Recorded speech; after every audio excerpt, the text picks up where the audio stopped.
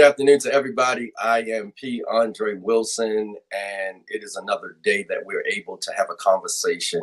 So I want to take the point of personal privilege to thank Lydia Chapman. She is the founder of not only Lioness Den, but she's also the founder and the visionary for Lions Den. And I have the opportunity to be a guest host with Lions Den on today. And we're going to have a conversation. We're going to have a conversation, allow you to eavesdrop in on some things, some matters on our heart as men that we'd like to share with you. So I want you to just sit back, relax, and just eavesdrop in. But don't just eavesdrop, but I hope that you are able to walk away from this conversation with my special guest having a different perspective of manhood. At this time, I want to introduce my good friend and brother, Charlie Taylor. He is not only a friend and a brother, but Charlie is actually a pastor. He's a teacher. He's an advocate. There's so many things that can describe this man, but I'll just choose the simpler term and the more meaningful term. He's a friend. So at this time, ladies and gentlemen, Charlie Taylor, let's welcome him in as he comes in. Charlie Taylor, how you doing, man? Good morning, everyone, and thank you for having me at the Lioness Den. Oh, the Lions Den today, right? Yes, sir. Yes, sir. We some lions, and we coming to roar today. I wanted to have a conversation with you because I know that you're an advocate. You are a leader. You're a husband. You're a father, and there's so many things that you are in regards to the roles that you play. But at the end of the day, before you're anything to anybody else, you're a man. You are a man. And often, I don't think the sisters really realize how challenging it is for us as men. I don't really think they realize how challenging it is for us as men. So here's what we're going to do. We're going to have a conversation today. Okay. The title of this segment is Matters of the Heart, when men speak out. Who? And so let's have the conversation. I want to, under this main topic or this subject matter of matters of the heart when men speak out, I want to start with the first installment and title it with the subtitle, It's Time to Snitch. It's time to snitch. It's time to snitch. Okay, so let me just bring you into this conversation as Please do. It's time to snitch. So often, men, our makeup, it's our nature to often suppress our emotions. We are introduced from an early age of this whole notion of big boys don't cry. And so that's complicated for me as a man to even pass that down to my son, who's a teenager. Big boys don't cry, because what that has done is, in an attempt to make sure men's masculinity is rough and tough, built for tough, we've produced men who suppress their emotions. And so as a consequence, the sisters, I know they're eavesdropping in today, a lot of times they are not able to get to the root of some of the matters of our heart because we've been taught to suppress. And so, like, I want to take some time and just start snitching today, and just start opening up. We got to snitch. Here's why: because for so long our emotions are in witness protection, and so since I'm busting loose today, I figured you bust loose out of witness protection and just put it all on the line. So, as it relates to sharing your heart as a man, how do you confront that? What have you dealt with some challenges in speaking out and sharing about your heart? Well, thank you. It's a very good question. I've had the opportunity to sit in on some conversations with other men, and we speak from the heart. Time to snitch, huh? Yeah, a lot of times we have been indoctrinated to suppress ideas, to behave a certain way because, quote unquote, that's how men supposed to behave, which is maybe at one time it was true, but in 2023, I'm not sure if that applies. We have different standards now because a lot of us do not have to conform to those practice of, real men don't cry. Yeah, real men cry because real men have feelings. Yeah, it's time to snitch. Real men cry because real men have feelings. Real men have the ability to articulate how they want to be treated, the way they want to communicate, the way they want people to respond to them. And if you're not being forthright, anybody might treat you in any old kind of way. Absolutely. And that could be dangerous. Absolutely. So yeah, absolutely. I don't conform to that, Dre. So in your experience, because I know you work with a lot of men, and you lead a men's ministry aside from pastoring a church, what do you think one of the biggest challenges as relates to getting men to open up? Because as you said, suppression is not a healthy mode of dealing with, in the words of our elders, what ails us. And we have a lot of ailing issues as men, especially as men of color. We have a lot of issues as relates to not always knowing how to navigate life in being a man. You have brothers that get in relationships and they've never seen it modeled out for them as it relates to being able to open up and talk. Here's the thing that I think a lot of people deal with, and you can go ahead and chime in. As soon as somebody say to us, "What's wrong?" the first thing that is an automatic response, "I'm okay."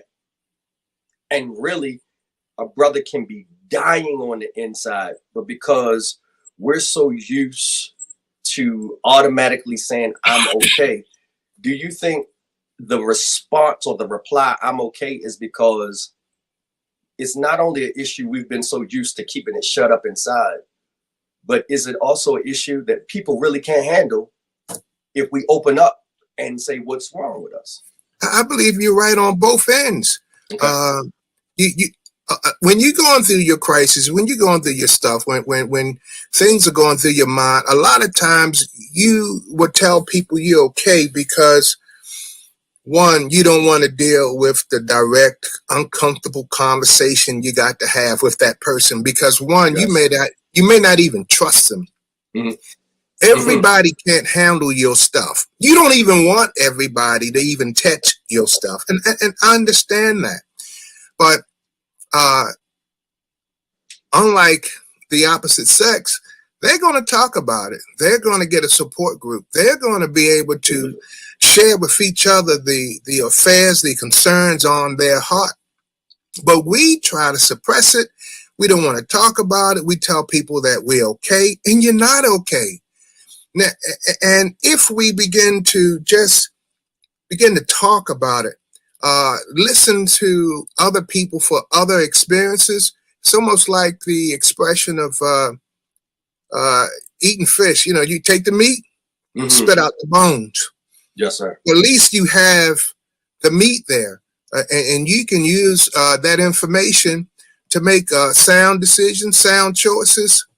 But on the other hand, you made a good point. There are some people you really don't want touching your stuff because they haven't even touched their stuff. I'm sorry. Yeah. Did I say that? Yeah. They haven't even touched their stuff. So sometimes you got people who are trying to give you advice. It's a little hard to catch advice from a single man, and you're married. Mm-hmm. No, because we don't have the same experiences. So a lot of times when I'm listening to who's offering the advice, I consider the source. I look at the person and say, can this person really uh, understand and relate to the challenges that I have? Can they really understand and relate to the task that I have to complete on this thing called life, my life? So Absolutely. that's how I feel. You brought up a couple points, and I'm sitting here taking notes because you're touching on some real things that I would hope every brother would consider.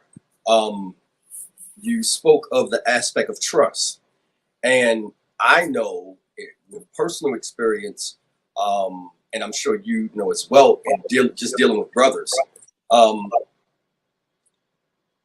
when a brother finally opens up and share, more often than not, it's been bottled up for so long. It goes back to that suppression piece. It seems like brothers have a tendency, all of us, and I think all of us have experienced this, where by the time it comes out, it's reached this boiling point. And it's been simmering for a long time until it starts to reach its boiling point, and then it's whistling. And by that time, it is spilling everywhere. You spoke of the trust aspect. I find myself in this predicament. There are a lot of people I don't really trust to handle the vulnerable aspect of me. Gotcha. In the same vein, I'm the one that others can trust as it relates to handling their vulnerability. Because we live in a digital social media age now. And as sad as it is to say it, some things you open up and share, you would open up and share with confidence that this person that I am sharing is going to guard not only my vulnerability, but guard whatever truth I'm trying to convey. And it's like this. I'll put it this way. When a man is dealing with an issue, correction is not the problem nearly as much as letting me be heard. Because too often when brothers share, it's almost as if they're met with resistance, especially, when we're dealing with sisters. The title of this whole, conversation is Matters of the Heart, when men speak out. And a lot of men feel like they cannot share because if I share, it may be used against me later. Okay. So rather than open up and share what's on my heart, I'm going to keep my emotions in witness protection. I'm going to keep what I really want to say in witness protection, because I don't know if you can really handle what I really want to say. And that's with sisters, but then you have other brothers that feel that way as it relates to brothers. And so you said a key thing that was really got my engines and my mind rolling. You said trust. Do brothers, or in your experience, have you found it hard not just to trust the sisters that are in our lives, but is it also hard to trust some brothers? Because you think if anybody ought to relate to a man, it ought to be another brother. But I'm learning that there are some brothers I can't trust being vulnerable to. Yeah, that's a good question. And it's a hard question, because when you're talking about being vulnerable, being transparent, and you got to, at least with the relationship with, well, I guess it's about relationship with the women, with the women in your life and the men in your life. You want to make sure you have a climate that you can trust. You want to be able to show a level of transparency where you'll be able to articulate what's on your heart, because sometimes you're in the witness protection program. I like the way you frame that. Yeah. But I think at my age, I think now, and I wish I had the ability to do it earlier in my life, to be able to articulate to whether it's a male or female, what my concerns are. I have to be able to share with you what my concerns are. And I might even have to give you the parameters or the barriers in which I can receive from you. Because if I'm talking to my significant other, I need you to hear specifically what my issues are and why we're not connecting the way we should. Same thing with men. I need to share with you specifically what my issues are so we can connect. And if you're listening, we will connect. And if you're not listening, we're going to have conflict. So as an older gentleman, what I'm doing now with my wife or my significant other, I would hope that you are listening to the key points that I'm spelling out, so you'll be able to respond to me in such a way where I can receive whatever feedback you have from me. Am I making sense? Yes, sir. Yes, because there are times I will say X, Y, Z. For me to be whole, for me to be okay, I need communication to be X, Y, and Z. And when I hear other than that, I'm tuning you out. Or bro, when you come to me and your tone or the subject is so toxic, I can't handle that. Maybe I should fall back and spell it out to you. This is what I need to make sure that we won't have a toxic relationship. This is what I need to make sure that I can receive from you and continue in our trust and make sure that in this conversation, we can be transparent enough where we can get the outcomes that we want and everybody win. Yes, that is so awesomely stated. I want to segue into this next subject matter as it relates to matters of the heart when men speak out. Remodeling manhood. So you look at the whole notion of, remodeling manhood. You look at the whole notion of remodeling. And so one of the things that, I watch a lot of HGTV shows where there's nothing but remodeling and all this other stuff.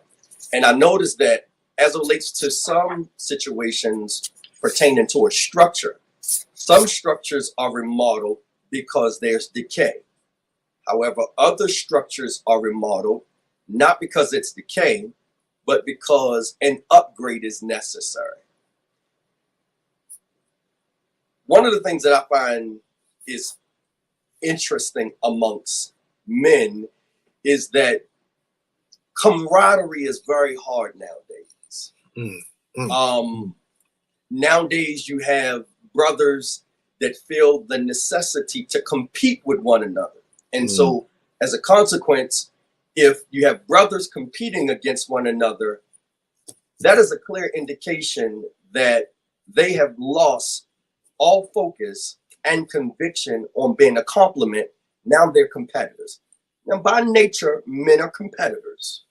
We have a competitive nature. But as it relates to brotherhood and manhood, in regards to other brothers and other men, why aren't we complimenting one another? Because again, if we have to compete, somebody have lost their own unique value as to what they present to a relationship. For instance, you and I, we are in relationship. We've been in a relationship for some time now. And one of the things that I can honestly say is we're in two different chapters of life, but yet the chapter you're in, I'm gleaning. The chapter I'm in, you're gleaning.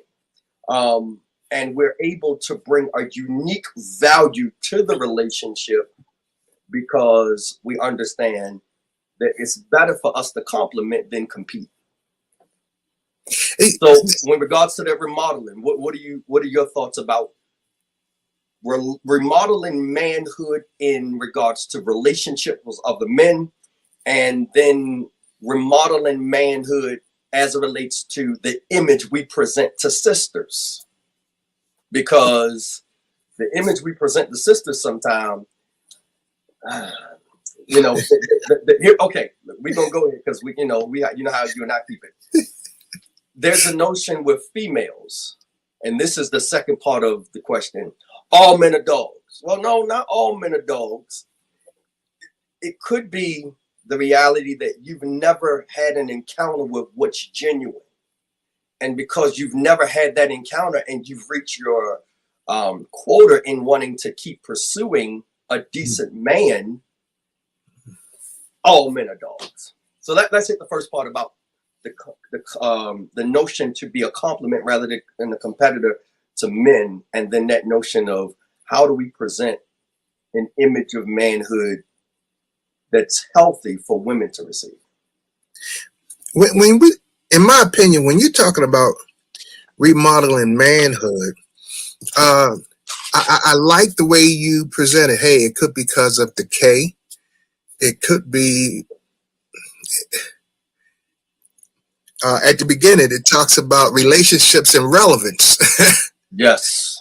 So let's look at the point of being relevant, because old relationships or old the definitions of manhood, you know, for some it works, but not for all of us.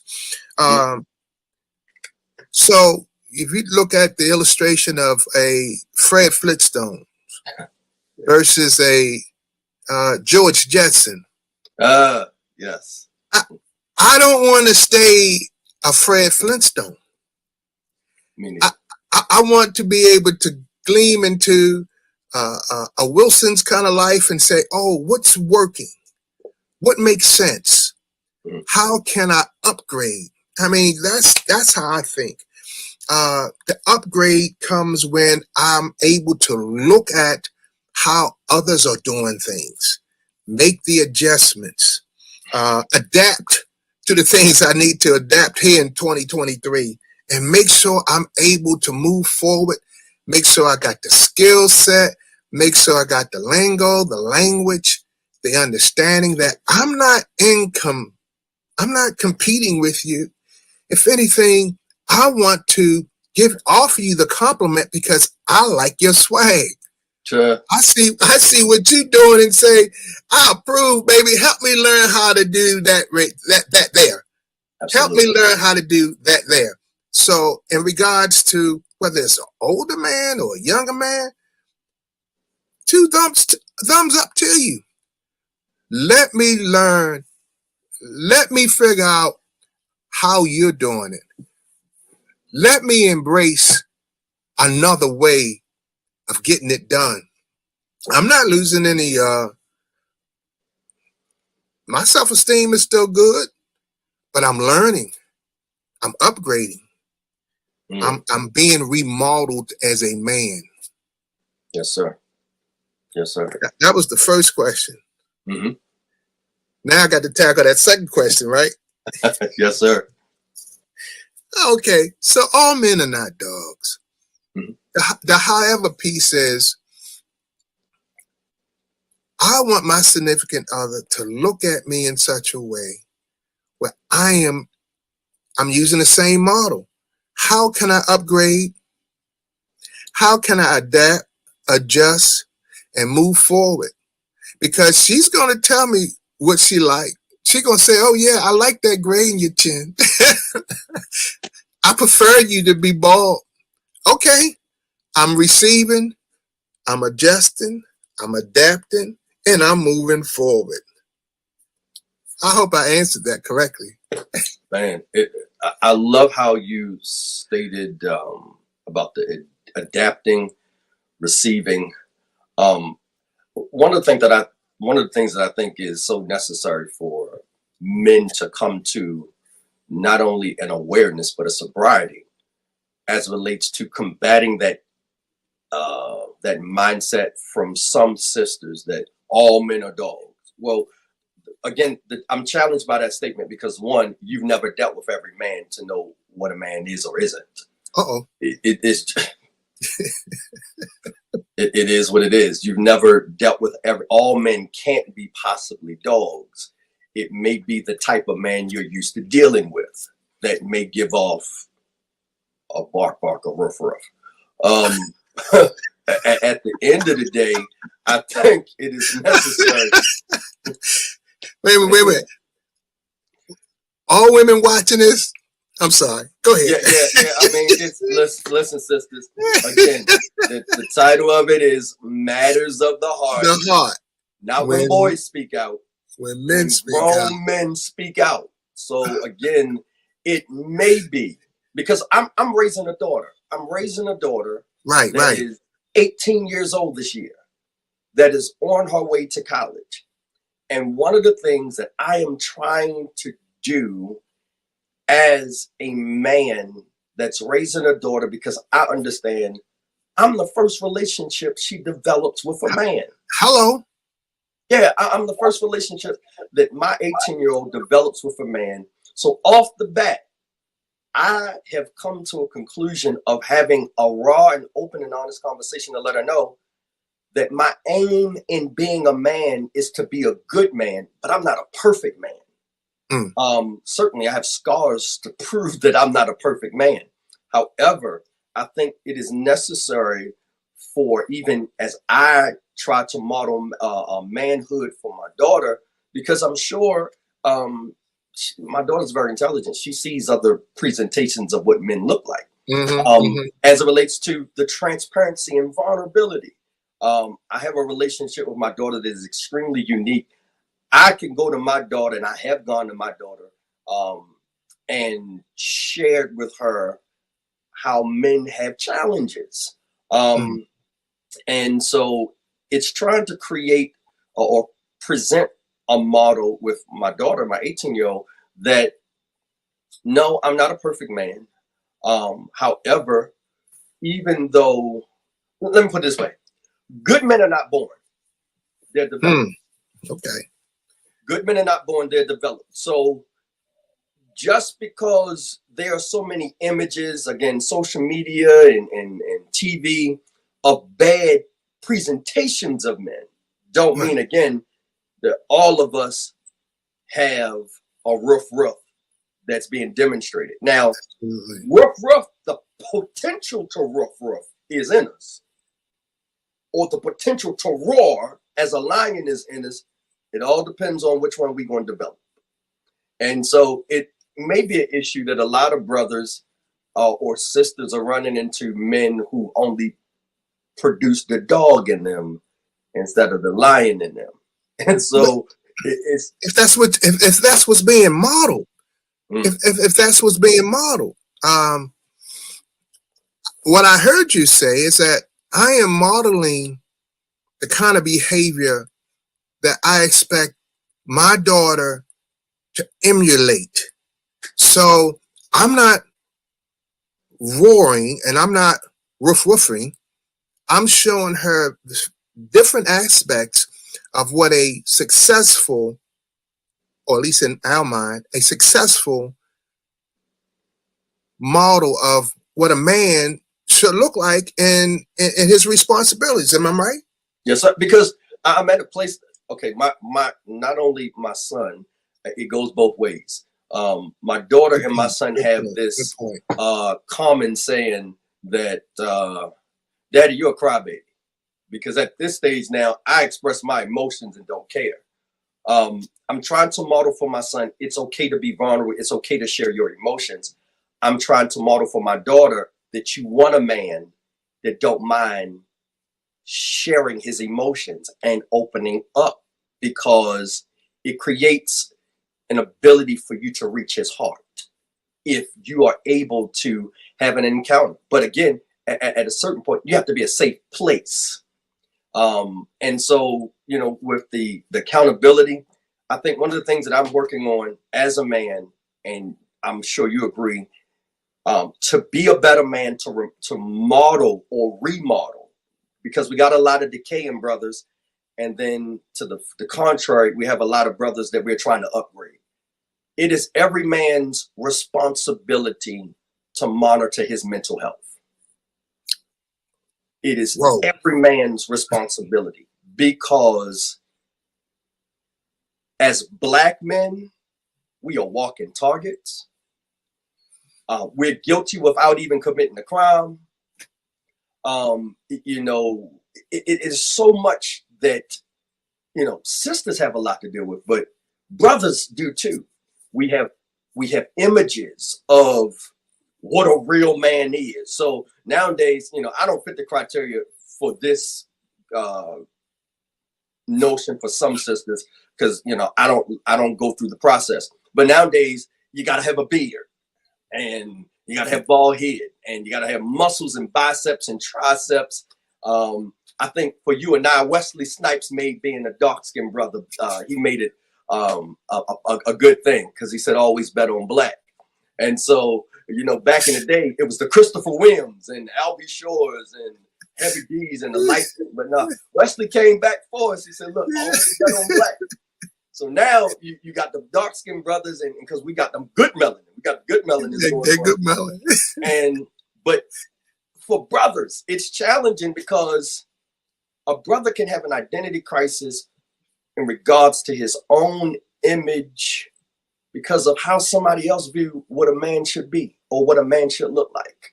So for you and I, you know, we ain't got the bald head thing going on. I can grow a beard, it just takes too long, and I cut it off every time. But I want to be able to reach a place where, for me, modeling manhood, and I'm sure you feel this way, is at the end of the day, I'm a good man.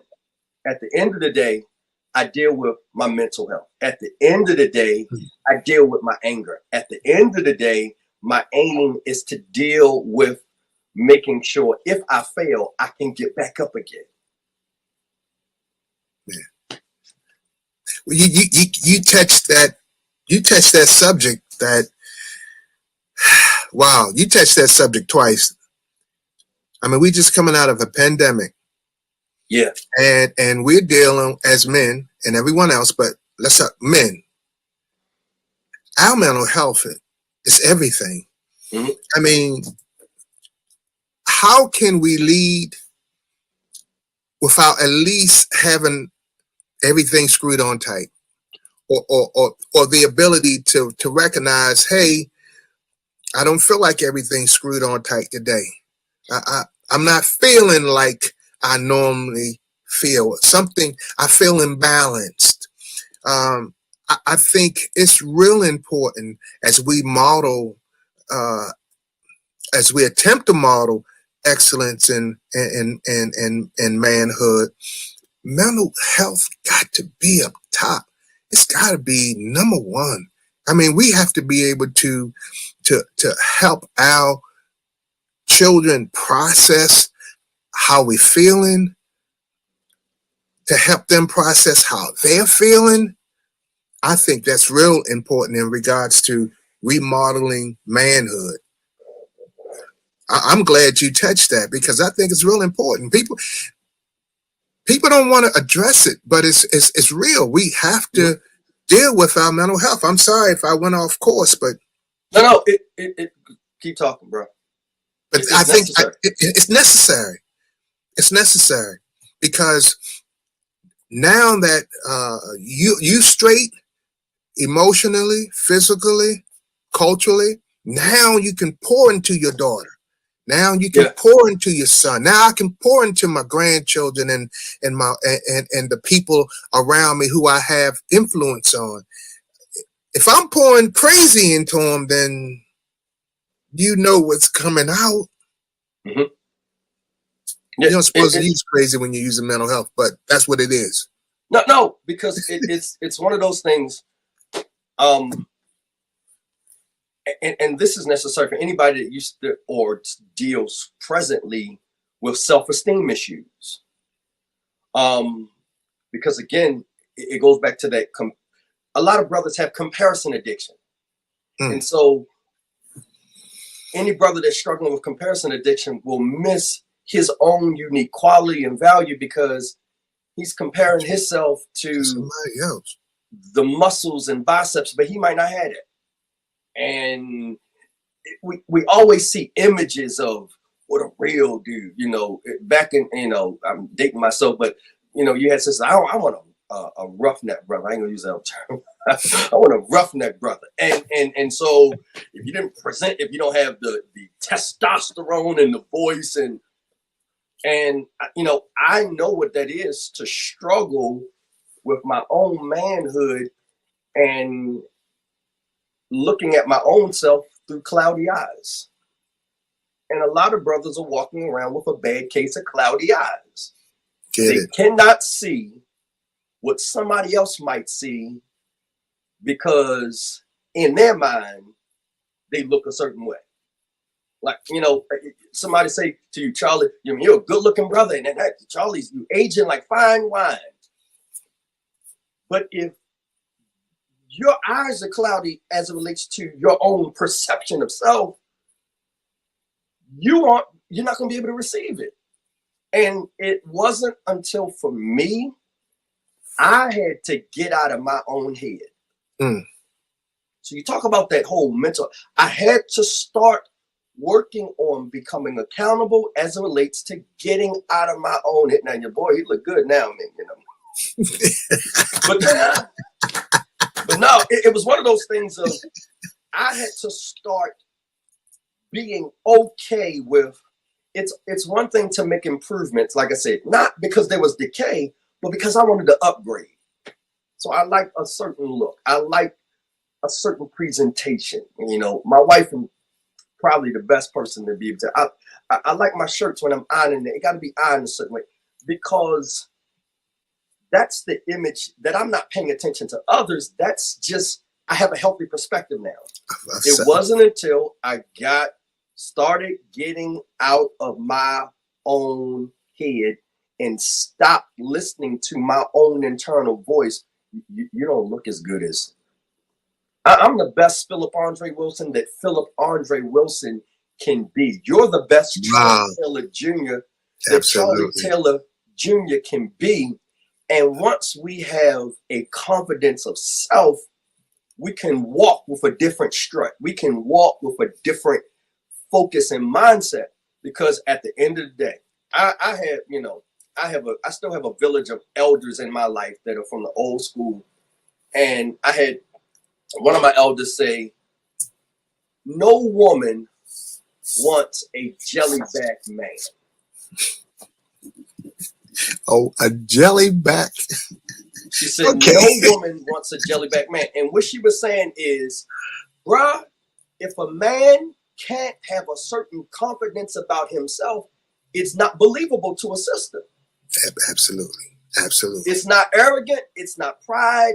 It's not narcissism. It's a reality of, okay, now, our conversations, you and I, okay, yes, we're part of the clergy, fellow, but you and I, anytime we having a conversation in not just us, but whoever we deal with, we talk in a way that anybody, don't matter your background, your color, your creed, or your religion.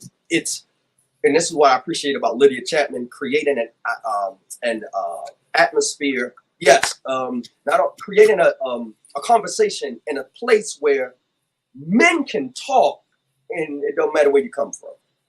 And so it's one of those things of understanding that we as men have so much to do as it relates, again, if it's some decay in our life, fix it.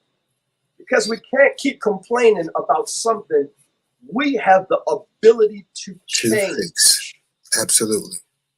If that's the type of man that we are presently, fix those areas. If it's something in regards to, no, I need to upgrade, fix it. Because too often, I think you would probably agree, that we make excuses. And it's not about sisters getting upset about us making excuses. We should get tired of making excuses for our own self. I never had this. I never had that. The relationship that I don't have is, no, if we really, Charlie, the older I get, okay, the more I understand I need my son and daughter in my life, maybe more than they need me. And I'm working. It takes desire, it takes commitment, and it takes getting our hands dirty to construct the best image of a man that we want others to see. And it also takes, you said something about accountability. It takes being accountable ourselves to admit, I've dropped the ball as it relates to being a man. I've dropped the ball as it relates to being a father, as it relates to being a husband. But we'll never be able to fine tune, fix her up, make adjustments until we say, you know what?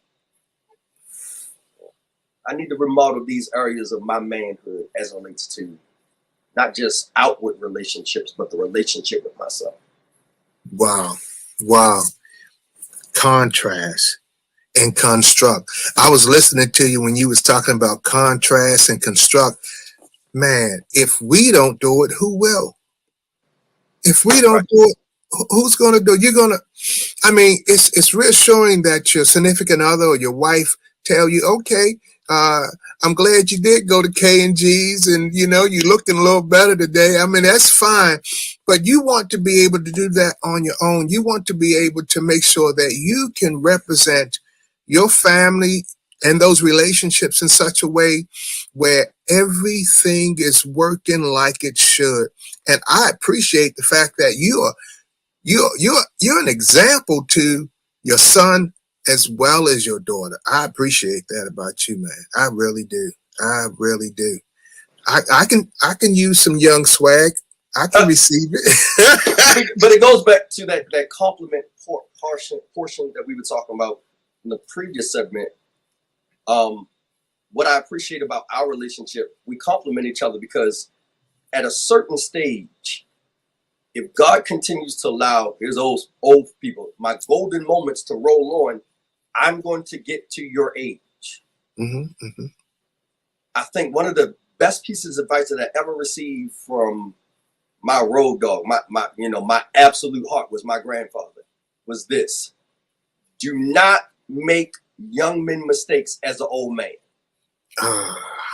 Anybody that know me personally know my grandfather, and let me ease out of that because it hits a sore spot. Anybody knows me knows Joshua J. Cole was my absolute, that was my dude. That was my no. I got you. So there were 70-something years between an age gap between, or maybe 60-something years of an age gap between us, but I was able to glean, and in his later years, he was able to glean from me. And one of the things that I'm looking at, because brothers, we're not perfect and we have issues and we have challenges, but at a certain point, we got to man up and take responsibility. Now, manning up is not in the common vernacular, like, stop being a punk. No, I'm not talking about that. But stop making excuses. Take responsibility. Several years ago, my relationship with my wife and my children could have been completely demolished if I didn't go get help from a counselor. Mental health. To help me to start reconstructing manhood, because so much of my manhood was decaying because of my mother's passing. It started affecting my manhood. It started affecting other areas in my life. And it wasn't until I understood I need to go upgrade this version of me, because things as it pertains to my manhood, my mental health, everything. And I know it's taboo. Go ahead, bro. No, I was going to say, but what I'm hearing is that you took accountability. I had to. You took accountability. You took it. You said, okay, this is where I'm at. This is the situation. And how can I upgrade? One of the things that me and my wife, we often talk about is that we talk about moments where we're not seeing eye to eye. And one day she just left me in this room, and I begin to talk about wall experiences. Experiences. When you're looking at that wall and you reflect, when you're looking at that wall and she's not around, and you begin to hear voices telling you, that you need to own up. You need to be more accountable. You need to make sure that you're doing the best that you can to make sure that she and everybody else see the best you that they can see. Man, that accountability piece is off the chain. I like the fact that we're here talking about it. I'm glad you gave me a chance to speak to the matters of the heart. I really am. Thank you. Because again, you know, I not only have a lot of respect for you, not only do I have a lot of love for you, I have a lot of admiration for you. I think again, and I wanted to have that gap because you're not that much older than me, but I wanted to have the mindset of an older man and from two different generations, being able to look at life and manhood. Because again, I never want to discredit your journey and the chapter of your life, because it's the church will put it this way: you'll understand it better by and by. Keep living. It's up the road. So my encounters with you as a man that's a little older than me, I'm trying to be a sponge, because I'm a firm believer as it relates to my construct and my development and remodeling as a man. Man, I like there's that some word. things I can avoid if I just have an ear to hear from a man who is not just speaking, but a man who is still trying. Absolutely. It's easy for me to glean and accept constructive criticism and advice from a brother who's not satisfied with where he is. No, you can't. You know, you shouldn't. You shouldn't. It shouldn't. You shouldn't. No matter how old you are, you should not. Because if you just keep living, you keep waking up, you should be able to. And I think that's one of the growth moves that I'm appreciative about, to be able to, as you use the term, glean into how other folks are doing things. Man, when I'm around you, I'm so excited. I shouldn't be as excited, but I'm really excited. Let me tell you why. Because I'm thinking, this is a smart young man. Not only is a smart young man, he has an old soul. And because he got an old soul, the wisdom that he has absorbed, hey, Charlie, you might want to get some of that right there. You might want to get some of that right there. And I appreciate the fact that you're saying, or you have shared, not only with me, but with others. I seek your wisdom. I seek your wisdom. Go ahead. No, and that's a mutual feeling. Again, I appreciate our brotherhood because it's complementary. I'm at a place now where, when you know what it's like to face loss, and in this regard, losing my family, for this man, that was a wake-up call. And it wasn't because of a request for perfection. It was a request to deal with what's eating away at you. And so often, again,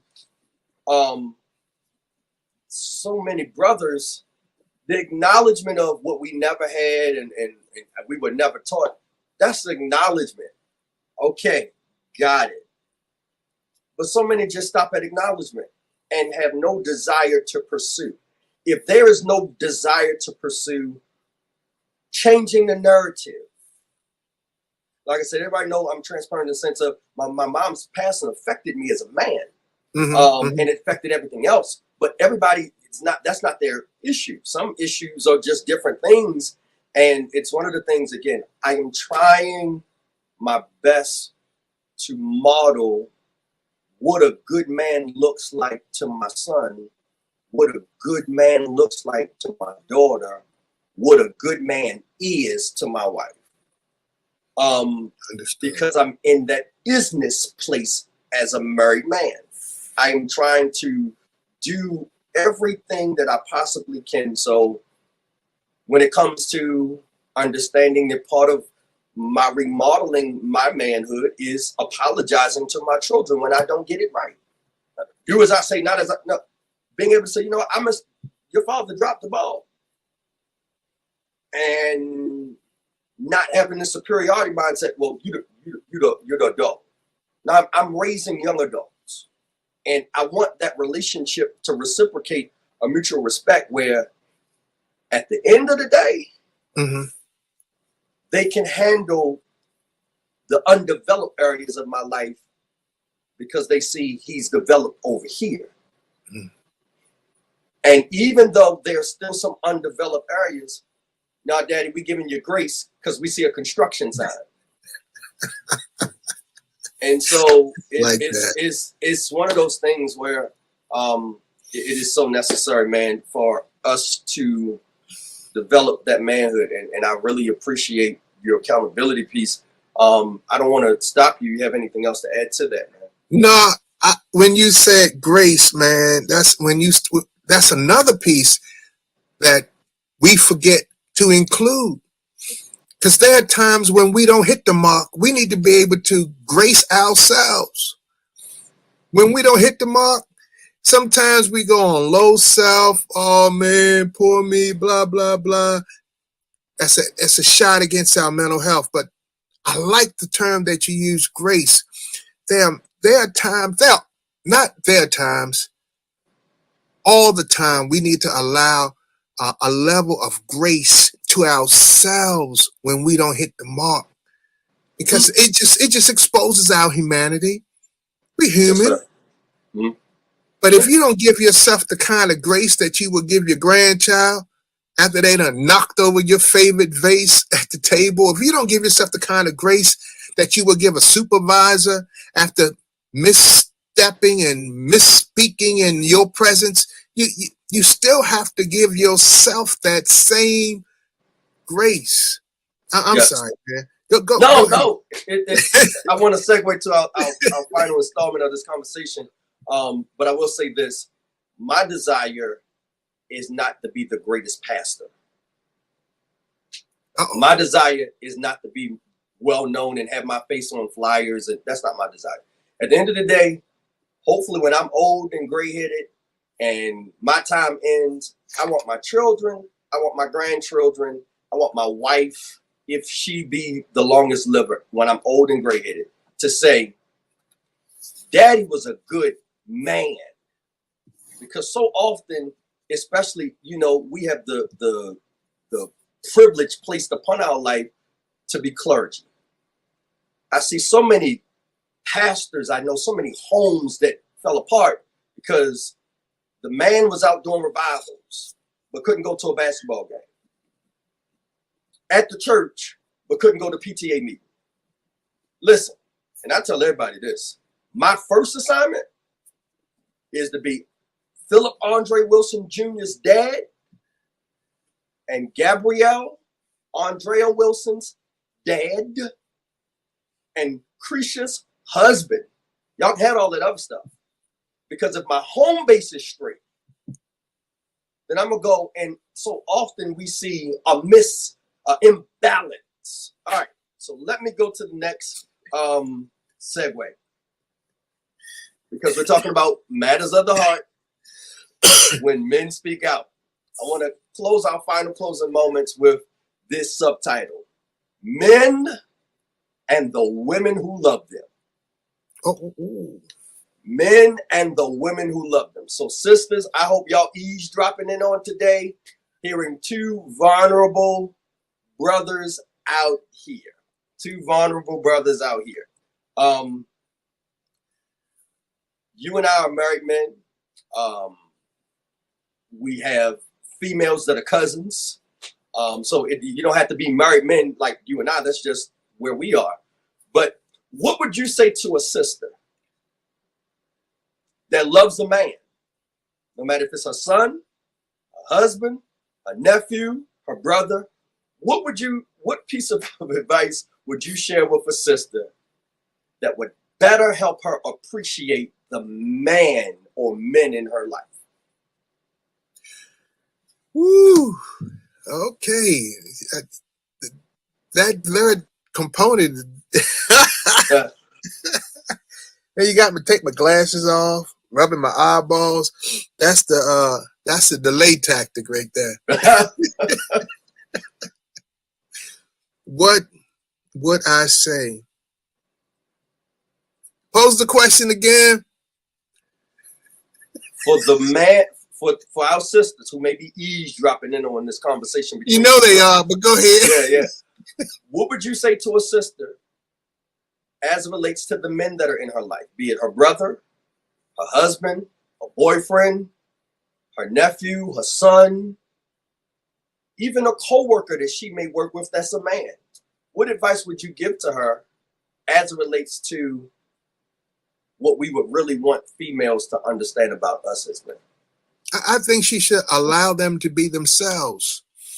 Allow them to be themselves, and especially it depends on the relationship. And in any and all relationship, allow him to be the best sister. Allow him to be the best brother he can be. That means, sister, you need to share with him what your needs are so he can at least become in your mind closer to the brother that you're looking for, or the colleague in your mind. You need to be able to share with that colleague, this is what I need from you so we can have a good relationship going forward. If you are the aunt or the cousin, in regards to that role, I think the aunt needs to be able to say, hey, I need you to be this, that, and the other, nephew, so you can be a good nephew to me as your aunt, because everybody have different needs. And as a partner, a life partner, it varies. But allow them to be the person you need them to be once it's spelled out, and you work on that relationship, moving towards the final outcomes. Avoid all toxicity, if it's such a word. Remove all the toxic mess out of it so you can be the best husband, brother, colleague that you can be to that person. That's the best I can give you. I love it. I love it. You said something that was so key, and it really made me think. I've been taking notes. We as men need to open up and say, I have needs too. I have needs. It's so easy in society, because I think society at the end of the day society is so much harder on men. If something happens in a relationship, and it don't matter if it's your girl or your sister, what he do? Well, I mean, why is it what he do? It could have been what she did. How about society is so much more graceful as it relates to handling sisters if they misstep. Well, if a brother misstep, we knew he was going to go. If a sister misstep, she had a bad day. Come on now. The pendulum don't swing the same. The balance is not balanced. But right. You said something that I think is really grabbing me by the collar, is making sure I communicate my needs. I communicate and I'm glad you said that. And that hit me. Communicating what I need, because we deserve that right to be able to communicate. Like you said, no matter what the relationship is, if it was a best friend or a sister, I think every man needs a good woman in his life. It don't have to be somebody that he's messing around with, just a good woman in his life that can be graceful toward him. And so communicating, brothers, I hope you're hearing this from this sage that's in my life, that I use as accountability partner in my life. Man. We have to communicate our needs. And so if you've never heard it, Charlie Taylor Jr. just put it out on the line for us. We have to have a boldness to communicate our needs. And my sisters, please do us the favor. Please hear us out. Because one of the surest ways to shut a brother down is to not hear his heart. And so this is what we've been doing, trying to communicate, allowing y'all to eavesdrop in on just a conversation between two brothers.